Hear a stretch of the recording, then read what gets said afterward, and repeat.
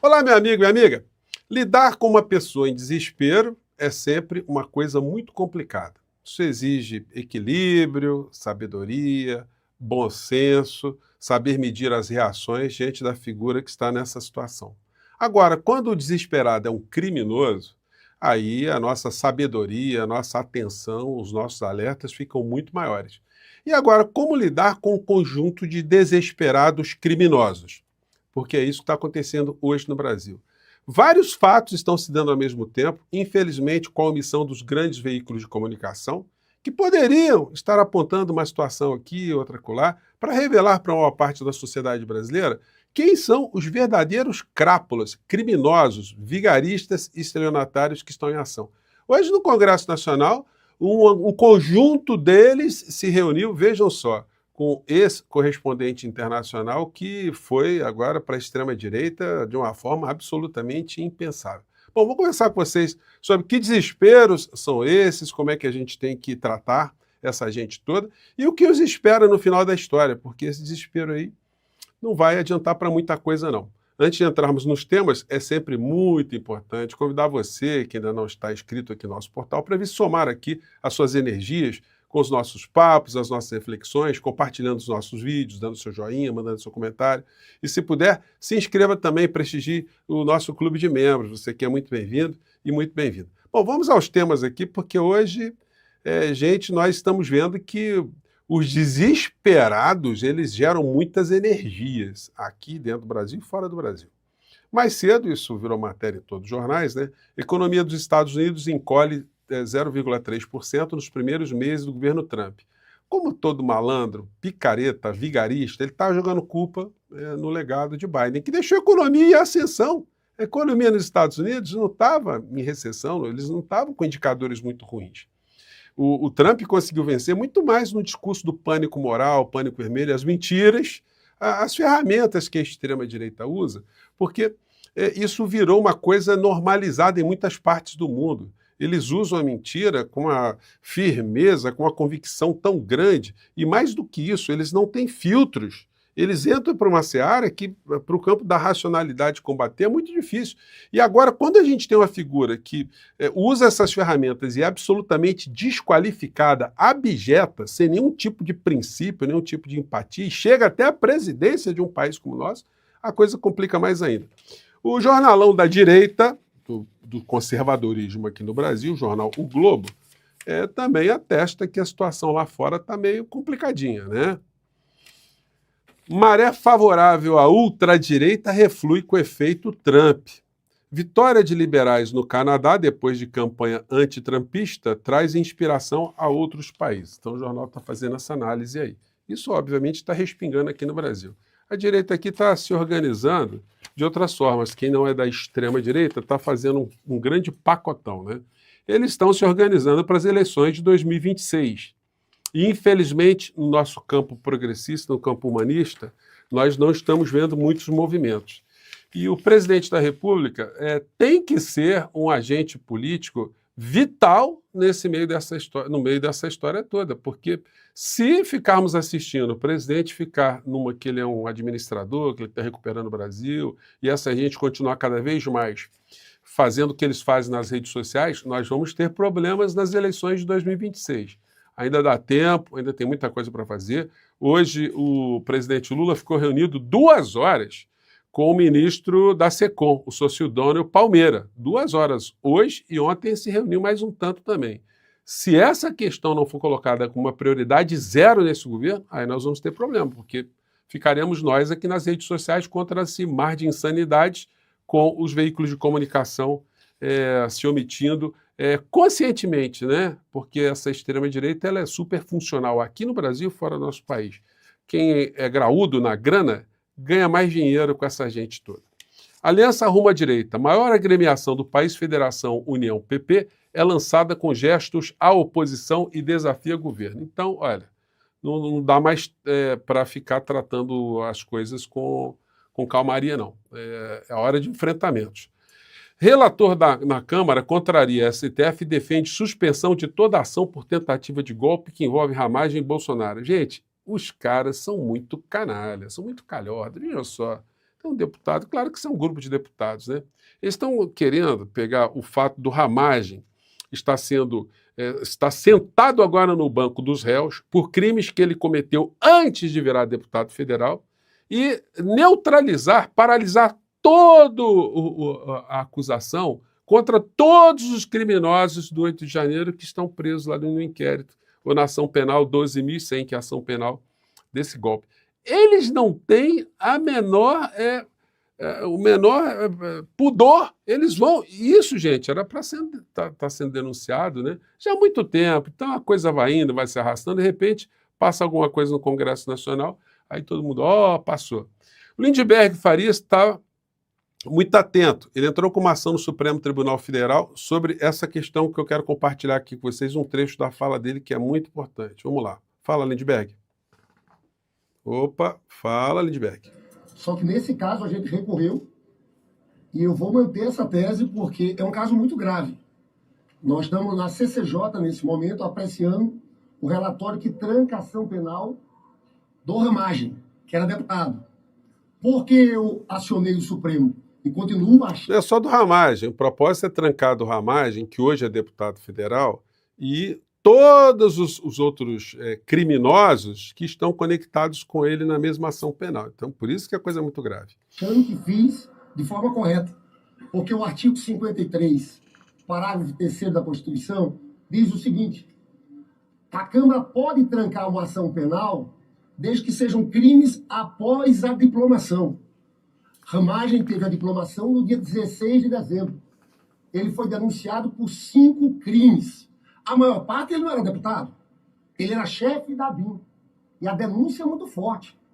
Ele, como chefe da BIM, teve um papel decisivo para tentar tirar o crédito das urnas eletrônicas e depois na construção da trama golpista.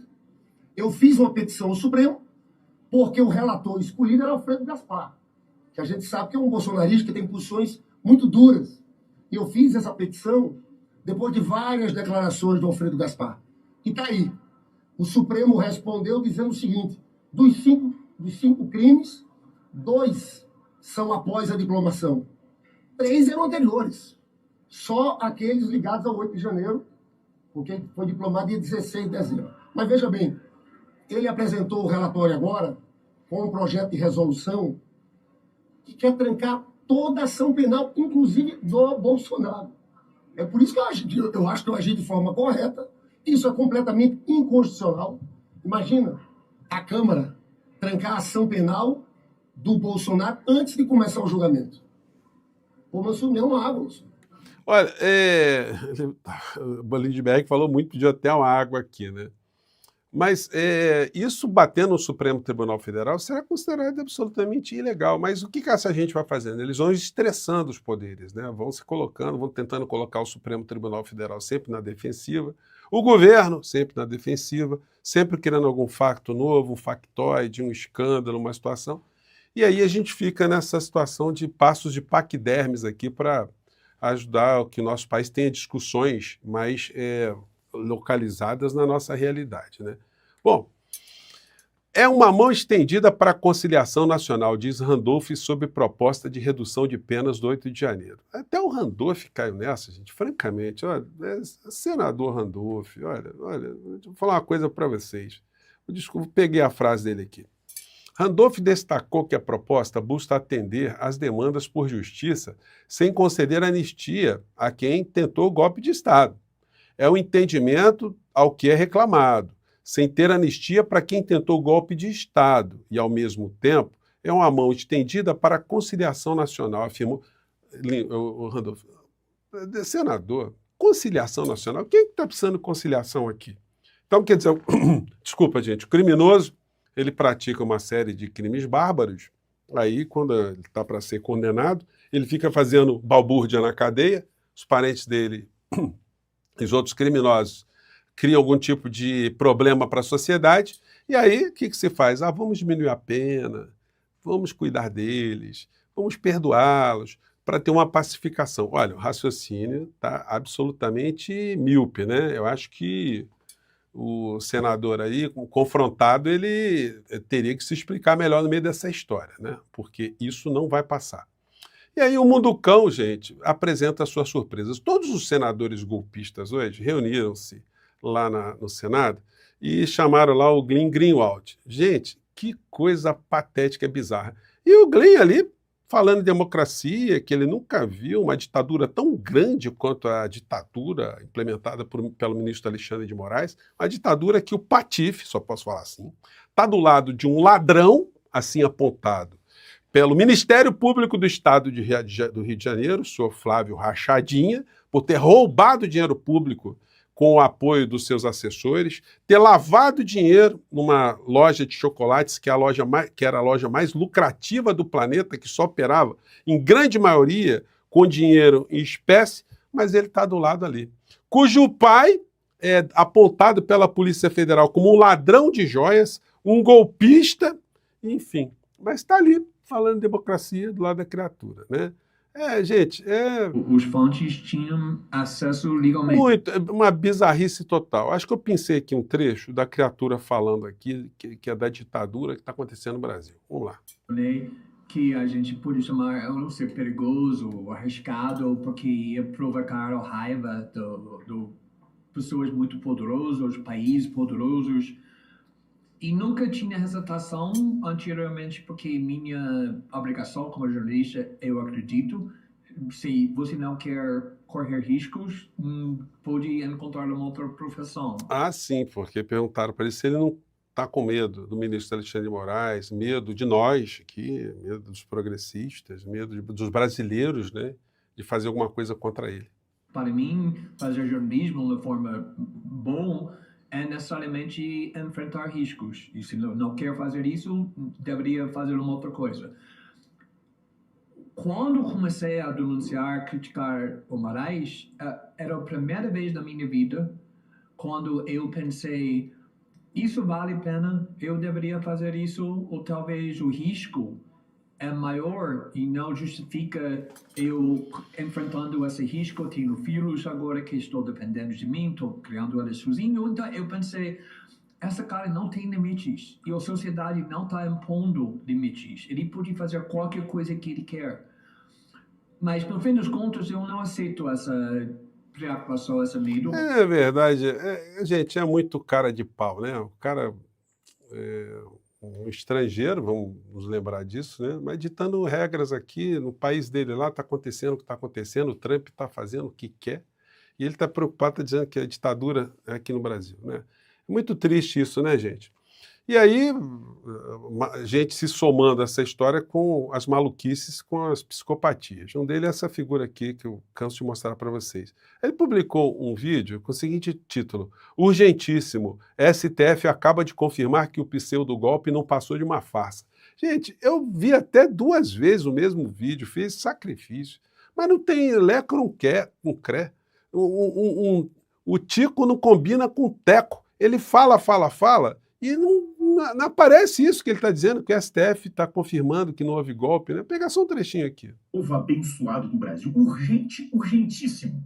O STF acaba de provar que essa conversa de golpe não passa de uma farsa de pura perseguição política comandada pelo ditador Alexandre de Moraes, o que eu venho... Gente, é um negócio tão absurdo, porque ele começa a falar, e o raciocínio não fecha. Então eu acho que o Silas aí, ele operando os olhos, deve ter dado algum problema aí no cérebro.